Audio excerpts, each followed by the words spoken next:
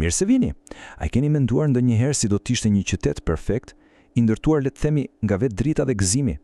Sot do të bëjmë një udhëtim brenda një prej vegimeve më të fuqishme të përshkruara ndonjëherë, Jeruzalemi të ri, nga libri i zbulesës.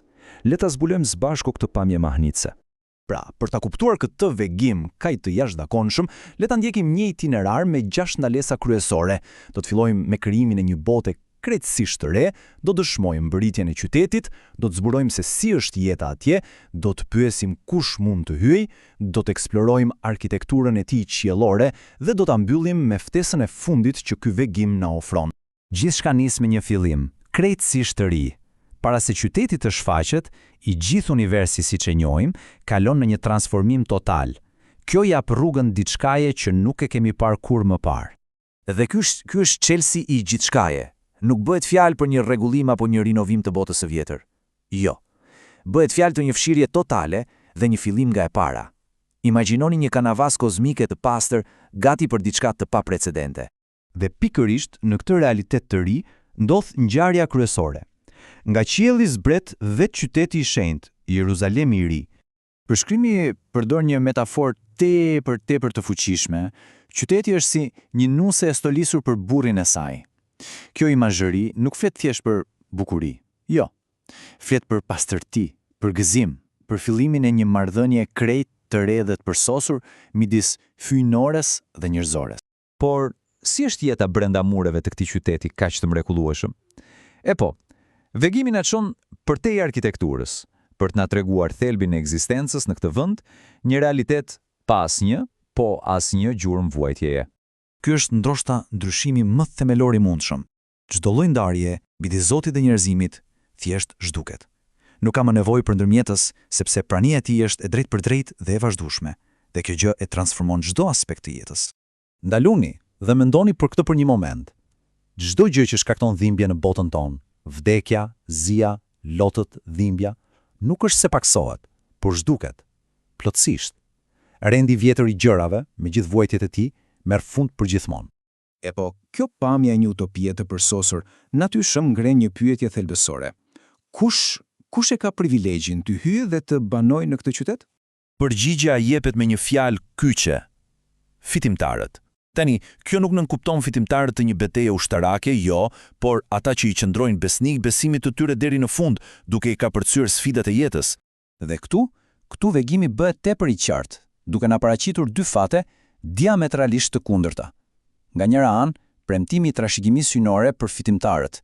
Nga ana tjetër, një fat krejt tjetër për ata që refuzojnë këtë rrugë. Kontrasti është i prerë dhe pa ekuivok. Mirë, tani le t'i kalojmë portat dhe të eksplorojmë vetë qytetin. Mbajuni fort, sepse do shohim një arkitekturë që sfidon çdo imagjinat, me materiale dhe përmasa që thjesht nuk i përkasin kësaj bote. Së pari, përmasat janë astronomike. Qyteti është një kub i përsosur me gjatësi, gjerësi dhe lartësi të barabartë. 12.000 stade. Për ta vënë në perspektivë, kjo është rreth 2.220 kilometra. Forma kubike në vetvete simbolizon përsosmërinë dhe shenjtërinë absolute, duke kujtuar shenjtoren e shenjtoreve në tempullin e vjetër. Tani, themeli i këtij qyteti gjigant nuk është prej betoni apo guri të zakonshëm, as pak. Ai mbështetet mbi 12 shtresa, ku secila prej tyre është bërë nga një gur i çmuar i ndryshëm. Imagjinoni një ylbër të ngurtësuar që shkëlqen si bazë për gjithçka. Edhe materialet e përditshme janë transformuar plotësisht. Muret janë prej diasprit të kthjellët. Rrugët dhe ndërtesat janë prej ari aq të pastër saqë është transparent si qelçi. Po portat, secila prej tyre është gdhendur nga një perle vetme, gjigante. E gjithë kjo madhështi na çon në një zbulim vërtet të habitshëm, për diçka që mungon. Po çfarë mund t'i mungojë një vendi kaq të përsosur? Përgjigja është trondice, nuk ka tempull. Në botën e lashtë, tempulli ishte vendi ku qielli takonte tokën, por këtu nuk ka nevojë për një ndërtesë të tillë, sepse vetë Zoti dhe qengi, pra Jezusi, janë tempulli. Prania e tyre e mbush të gjithë qytetin. Dhe një lloj si me tempullin, edhe dielli apo hëna janë të panevojshëm. Pse? Sepse lavdia e Zotit është burimi i dritës së tij, një shkëlqim i pashtershëm që vjen nga brenda. Imagjinoni një ditë të përhershme, pa hije dhe pa errësirë. Pas gjithë kësaj madhështie, arrim në pyetjen përfundimtare. Cili është qëllimi i gjithë këtij vegimi?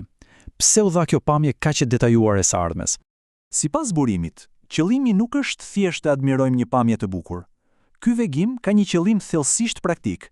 Është një thirrje për veprim, një motivim për ungjillizim. Ideja pra është që pamja e kësaj shtëpie të përjetshme duhet të shërbejë si një motivim i jashtëzakonshëm për të ftuar edhe të tjerët. Nuk është një sekret që duhet ruajtur, por një shpresë që duhet ndarë me të gjithë. Dhe kështu, ky udhtim brenda Jeruzalemit të ri përfundon me një pyetje thelbësore, një pyetje që i drejtohet çdo individi. Vegimi paraqet 2 destinacione përfundimtare, një qytet drite dhe një ligjend zjarri. Zgjedhja, sipas këtij teksti, mbetet thellësisht personale. Faleminderit që ndoqët këtë shpjegim.